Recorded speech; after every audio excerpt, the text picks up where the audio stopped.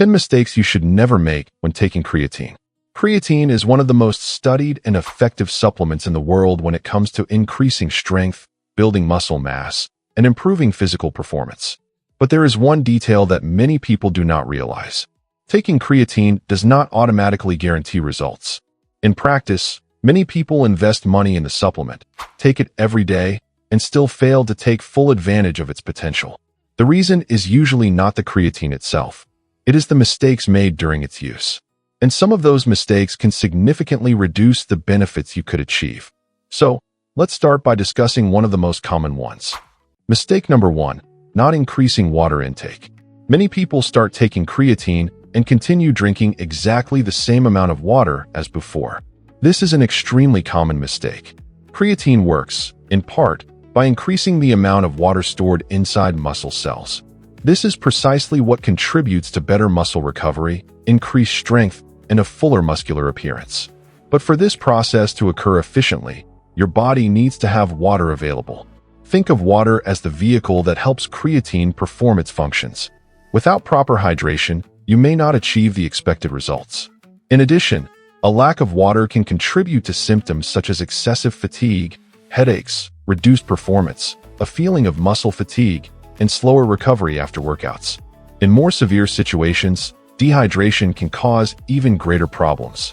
Therefore, anyone using creatine should pay special attention to daily hydration. But how much water is actually necessary? The exact amount depends on factors such as body weight, climate, physical activity level, and diet. As a general reference, many experts recommend approximately 3 liters or more per day for men, and about 2 liters or more per day for women. For physically active individuals, especially in hot environments, it may be necessary to consume even more. Your body usually provides clear signals. Very dark urine, persistent dry mouth, and frequent feelings of thirst may indicate that you need to increase your fluid intake. If you want creatine to work as effectively as possible, water needs to become your daily ally. Mistake number 2, taking the wrong dose. There is a very common myth in the supplement world.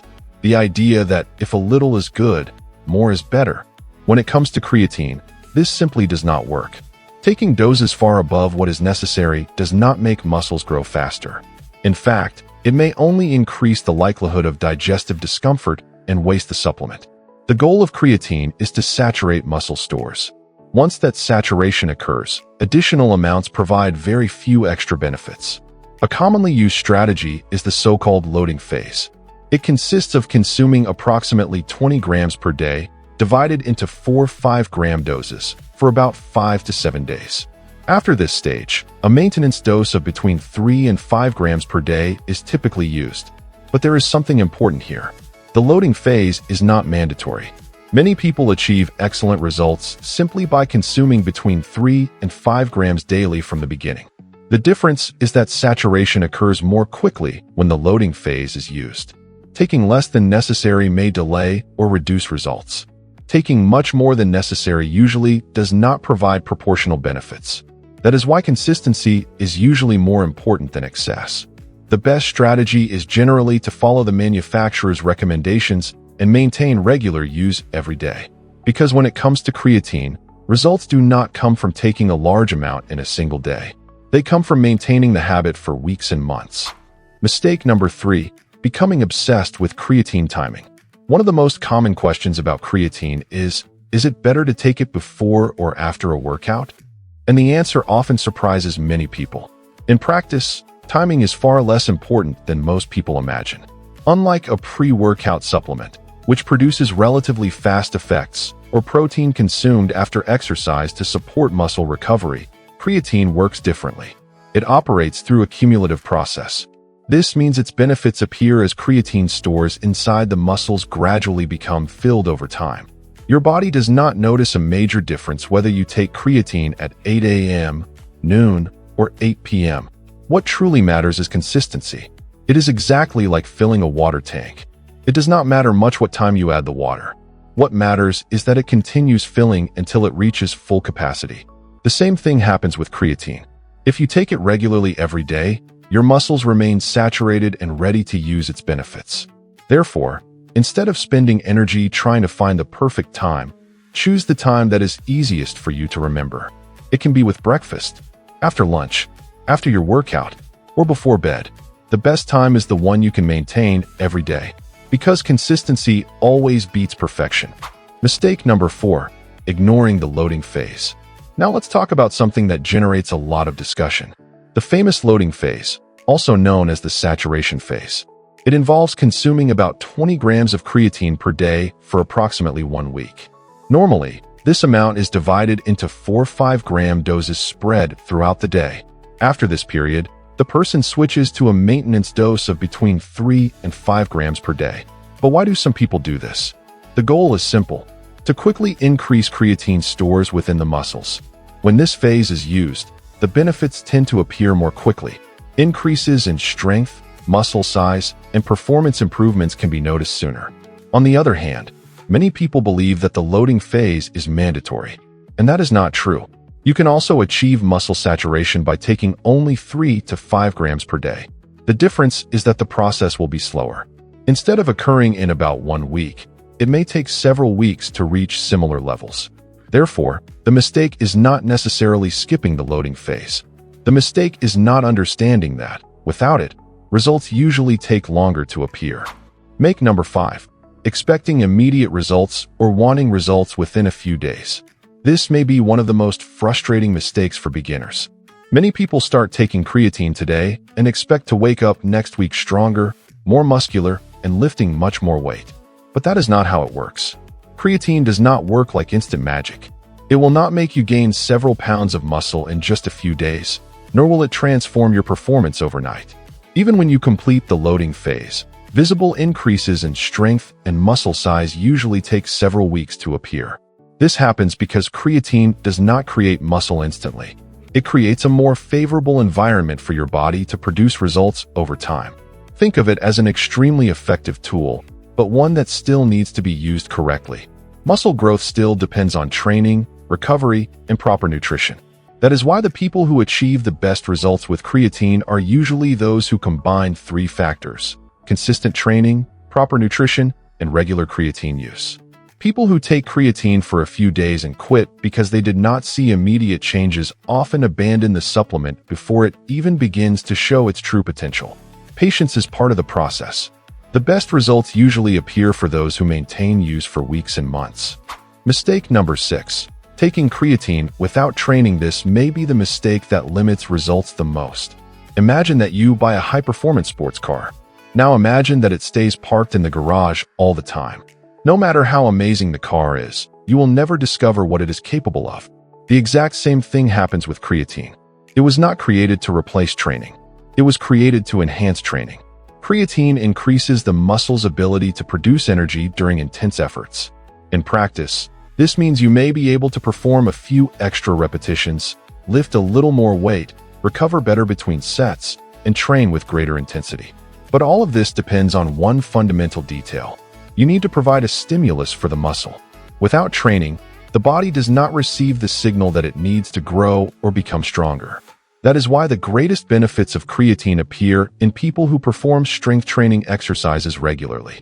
Weight training, functional training, bodyweight exercises, or any activity that challenges the muscles can make much better use of the effects of supplementation. Creatine helps, but it is training that tells the body what to do with that help. Mistake number 7. Believing that creatine can make up for a poor diet. Another very common mistake is thinking that creatine can fix an inadequate diet. Unfortunately, no supplement works that way. Creatine is extremely effective, but it does not replace proteins, carbohydrates, vitamins, minerals, and all the nutrients your body needs every day. Think of your body as a construction project. Creatine can be compared to a more efficient team of workers. But if there are not enough bricks, cement, and building materials, construction will not move forward. The bricks of muscle growth are still the nutrients provided by your diet. For creatine to deliver its full potential, your body needs to receive enough protein to rebuild muscle, carbohydrates to provide energy, healthy fats for hormone production, and vitamins and minerals for recovery and proper body function. When your diet is disorganized, the results from creatine tend to be smaller. On the other hand, when training, nutrition, and supplementation work together, the effects become much more noticeable. It is precisely this combination that produces consistent gains in strength, performance, and muscle mass over time. The truth is simple. Creatine is an excellent tool, but it works much better when it is part of a set of healthy habits. Many people buy creatine expecting it to do all the work on its own, but the reality is that no supplement can compensate for a poor diet. Creatine works best when your body already has the nutrients it needs to grow, recover, and produce energy. Imagine that you are building a house. Creatine can be compared to an extremely efficient construction crew. But without bricks, cement, and building materials, no amount of work will finish the house. The same thing happens with your body. Muscles need raw materials to grow, and those raw materials come from your diet. Proteins, found in foods such as chicken, fish, eggs, and lean meats, are essential for repairing muscle fibers after workouts. Complex carbohydrates provide energy so that you can train intensely and also help support muscle recovery. Healthy fats contribute to hormone production and many important processes involved in muscle growth. In addition, vitamins and minerals participate in hundreds of reactions within the body, including processes related to physical performance and recovery.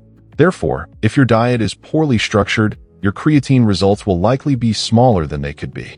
Creatine enhances what you are already doing, but it does not replace a solid nutritional foundation.